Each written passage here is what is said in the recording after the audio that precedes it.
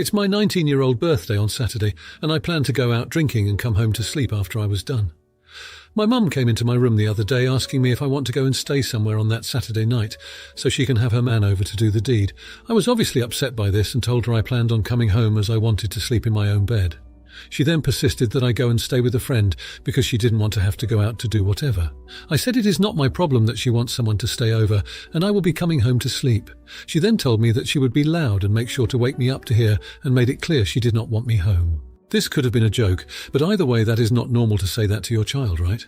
For context, I have been hearing my mum have intimacy with her boyfriends at the time since I was around 10 years old, and I had complained multiple times at hearing this. I obviously don't want to come home and hear my mum having intimacy, but I also want to sleep at home, as it is my bed and I too live there. We've been going back and forth on this, and now I'm going to stay somewhere else, but I still feel like she's in the wrong for asking me to leave in the first place.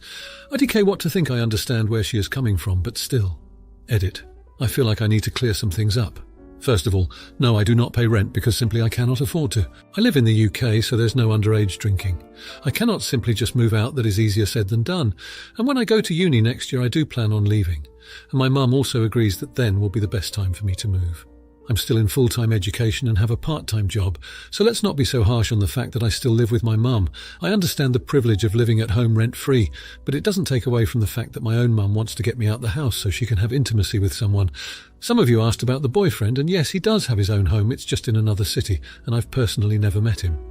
Now, for a few comments before the update. Comment 1. Not the idiot. This was my childhood too. I came home on my 18th birthday to hearing my mother having intimacy with her husband. I turned around and sat in our backyard crying for hours because of how I couldn't even feel comfortable in my own home, and on my birthday nonetheless. It was like 6 p.m. in the afternoon and they were in the living room. It's insane to me to make your children feel uncomfortable in their own home. After that, I planned my escape. I moved 900 plus miles away a decade ago, and I've never returned, nor will I return to their home. Also important to note that as a child you did not have the ability to consent, nor the option to remove yourself from the situation. I brought this up to my therapist before, and she felt strongly that this was very much hurtful and emotionally neglectful to put a child in a situation like this. She was appalled. And so am I that people are saying you're TR for being upset about this, considering your whole childhood you were forced to hear intimacy acts against your will. And honestly, I don't care if you're paying rent or not. Being a parent doesn't end when your kids turn 18. You still have a moral responsibility to protect for children emotionally, physically and mentally to the best of your ability. Comment 2. Not the idiot and the number of people saying you're a jerk, and you should just leave the house or something, prove how detached of reality those peoples are. You literally hear your mum having intimacy since you're 10, and she literally threatens you with being loud during the deed, especially when you complained about it. A kid shouldn't have to hear their parents have intimacy, especially when it's multiple strangers. It can be traumatizing. She can still have intimacy with whoever she wants. The kids just don't need to hear it, earths. And yeah, I know, the kids should be out of the house at 18, we're going to come and be like, well, it's not her house.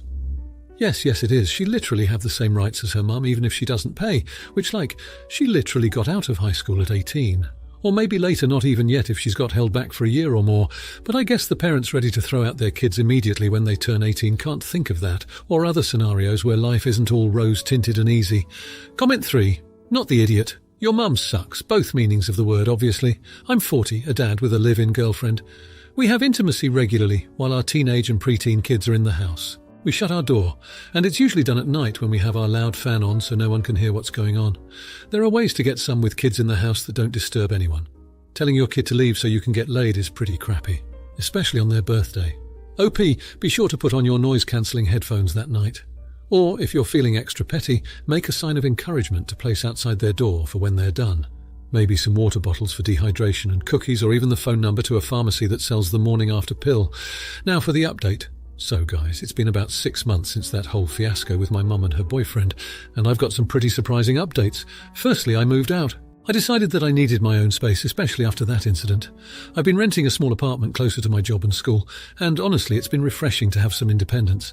It's also been good for my relationship with my mum. We've been seeing each other regularly, and it's less tense now that I'm not constantly there to witness her romantic life. Now, here's where it gets interesting. My mum and I had a deep heart-to-heart about the whole situation. She admitted that she didn't handle it well and apologized sincerely for making me feel uncomfortable. She said she didn't realize how much it affected me. In hindsight, she felt embarrassed about her actions, and I could tell she really meant it. Furthermore, she's been seeing a therapist. Apparently, she'd been struggling to balance her personal life with her role as a mum. She said she felt guilty for neglecting my feelings, but didn't know how to go about addressing it. The therapist has been helping her communicate better and consider others' perspectives. It honestly took me by surprise. I never expected her to take such steps. It made me realize that parents are human too, and they can make mistakes. The willingness to apologize and to change was something I genuinely appreciated, and it definitely repaired our relationship. I'm not saying everything's perfect now, but it's better. We've both grown from this experience, and we're continuing to understand each other better. So, to anyone who may be in a similar situation, sometimes it might take a while for people to realize their mistakes. Patience and communication are key. Just thought I'd share this with you guys. It's been a wild ride, but I'm glad I stuck it out. You never know how things might turn around. Now for the comments. Comment 1. Not the idiot, you were put into a tough situation, and it sounds like you handled it with grace and maturity. It's not easy to confront a parent about their behavior, especially when it involves their romantic relationships. It's clear you prioritized your emotional well-being by moving out, which is a very commendable decision. While it must have been hard, it seems like it was the catalyst your mum needed to recognize her mistakes and take steps to improve herself. It's heartening to hear she's seeking therapy to better balance her personal life and responsibilities as a mother. Comment 2. Not the idiot. From your story, it seems you've shown great resilience and patience during this difficult time. Moving out and creating your own space must have been a challenging step, but it seems like it was necessary for both you and your mum to grow. It's encouraging to hear that your mum acknowledged her behaviour and is making efforts to improve with therapy. This shows she's willing to take responsibility for her actions and wants to mend your relationship. This is a great example of how sometimes adversity can lead to growth and understanding. Comment 3. Not the idiot. The way you managed this situation shows a lot of wisdom and maturity. It's impressive that you were able to take such a decisive step and move out to protect your own mental and emotional health. Your actions seem to have served as a wake-up call for your mum, pushing her to acknowledge her shortcomings and seek professional help, which is a tough but necessary step. It's heartwarming to see that your relationship with your mum has improved and you both have grown from this experience. Your advice about patience and communication is spot on. It's a key aspect of maintaining healthy relationships. Now, for the next story, my wife and I each brought a daughter from previous relationships into our marriage. Despite being only a year apart in age, our daughters were completely different, and that's why I'm here. My daughter has always been athletic and outgoing. Growing up, she played basketball, softball, soccer, volleyball, and even golf. In middle school, she picked up tennis and never looked back. I paid for her to have private lessons, and when she found out how much I was paying for those lessons, she decided that's what she wants to do as her teenage job. She's now a junior and is one of the best players on her high school team and teaching tennis lessons. She teaches elementary school kids and charges $75 per hour per kid. With her skills and outgoing personality, she has a waiting list of kids and makes about $1,200 a week. She could make more, but I limit her hours so that she can concentrate on school. My stepdaughter is reserved and not very athletic. We always tried to sign her up for the same sport and team as my daughter, but she either objected or quit a couple of weeks in. I get it. Sports are not for everyone, so I never made her feel bad about it. She recently turned 16 and got a job at a burger place nearby. She's making $13 an hour and brings home less than $200 a week. My daughter recently decided that she wants to be independent by buying her clothes and electronics with her own money. Obviously, she can afford the latest styles and gadgets. She recently bought herself the top-of-the-line Mac. My stepdaughter is jealous of her sister and has been very vocal about it. While we were in bed last night, my wife said it was unfair one is making so much more than the other. I answered that there's nothing we can do about it and it's a good life lesson for the girls. My wife then suggested we have my daughter use her money to help my stepdaughter buy the same things, or we cover the pay difference between the girls. I laughed because I thought she was joking, but she wasn't. We quietly argued for about an hour before we went to sleep. This morning she brought it up again and accused me of refusing because I'm playing favourites and that's an move for a parent. We argued until we had to leave for work. Update. Thanks for reading my post and giving me your input. I've read through most of the replies during my lunch and I'll get through the rest after work. I'll answer some common questions. We tried to sign my stepdaughter up for the same sports as my daughter because we thought it would be a bonding experience. We also wanted to get her out of the house and meet people because she spends most of her time in her room playing World of Warcraft. We didn't make her participate, but asked that she try things for at least a couple of weeks, then she could quit if she wanted to. We tried to get her to sign up for things that she enjoys, but she always refuses. Before getting this job, she spent much of her free time playing games, so I'm at a loss to think of any marketable skills she could leverage into tutoring. Now for a few comments before the update. Comment 1. Not the idiot.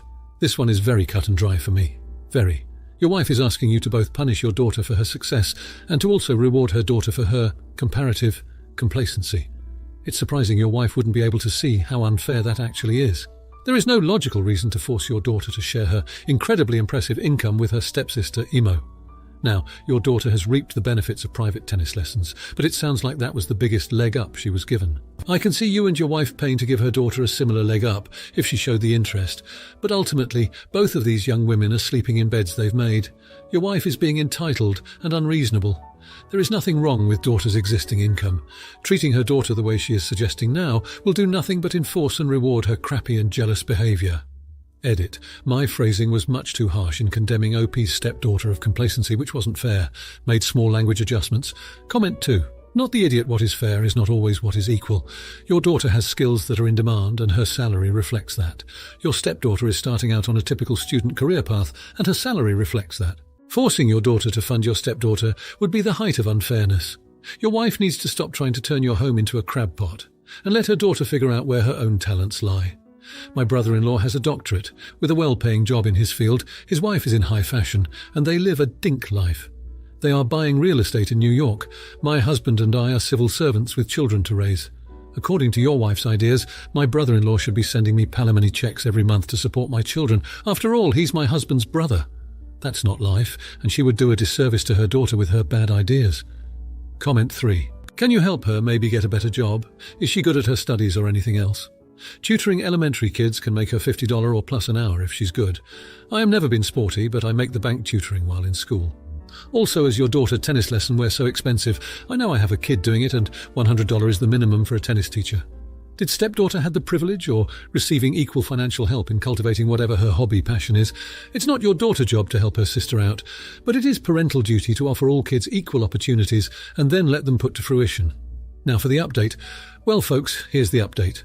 We were able to sit down as a family and discuss the situation. I explained that each person's journey is different and that comparing ourselves to others can only lead to discontent. I tried to emphasize how we each have unique gifts and talents and that success is not measured by a paycheck. It was a bit of a heavy talk, but I think it sunk in. Something wonderful happened after that. My biological daughter, the tennis champ, offered to help her sister get a higher paying job by teaching her some tennis and letting her assist in the lessons. She shared that she had already spoken to her boss and there was a slot available for an assistant coach. It would mean better pay and schedule for her sister. My stepdaughter was initially hesitant, but she agreed to give it a try. The whole experience brought them closer together. They've started spending more time together outside of work as well. I'd often see them in the garden practicing their serves or just chatting. It was a heartwarming sight. As for my wife and I, we are on better terms now. We had a long talk about our expectations and how we approach situations that involve the girls. We agreed to communicate more effectively and make decisions that consider everyone's feelings. It was a difficult lesson to learn, but it made us a stronger couple. The best part, my stepdaughter, who was never into sports before, is now showing a genuine interest in tennis. She even mentioned wanting to take it up as a hobby. It's amazing how things turned out. We're still working things out, but I think we're heading in the right direction. Thanks for all your advice, it made a world of difference. Now, for the comments. Comment 1. Not the idiot. It seems like the biological daughter went out of her way to help her stepsister better her situation. She could have easily kept her skills to herself, but instead she chose to share them to help someone else. This is a beautiful example of familial love and bonding. The parents also did a great job by talking things out instead of making assumptions or decisions without each other's input. Communication is key in any relationship, and it's great to see that being practiced here. The stepdaughter also deserves credit for being open to learning new things and embracing the opportunities provided. Comment 2. Not the idiot. This is a beautiful example of how a blended family should function. The biological daughter is displaying empathy, compassion and understanding towards her stepsister, which is commendable. The parents are also setting a great precedent by engaging in open dialogue about their expectations and concerns. This proactive approach to parenting is not only beneficial for the parents, but also for the girls as they are being shown that their feelings and opinions are valuable and respected. The stepdaughter's interest in tennis is a testament to the positive influence of her new family. Comment 3. Not the idiot.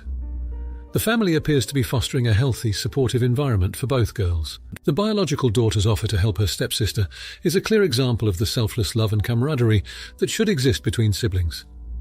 The parents are also playing their part well by discussing their expectations and approach, which promotes transparency and understanding. The stepdaughter's interest in tennis and her willingness to learn and grow is a positive outcome of this supportive environment. It's great to see a family coming together and growing stronger through open communication and shared interests. If you like this video, you'll probably like these too. Also, while you're here, please consider subscribing. It's your support that keeps this channel alive and allows me to make better and longer videos. Have a great day.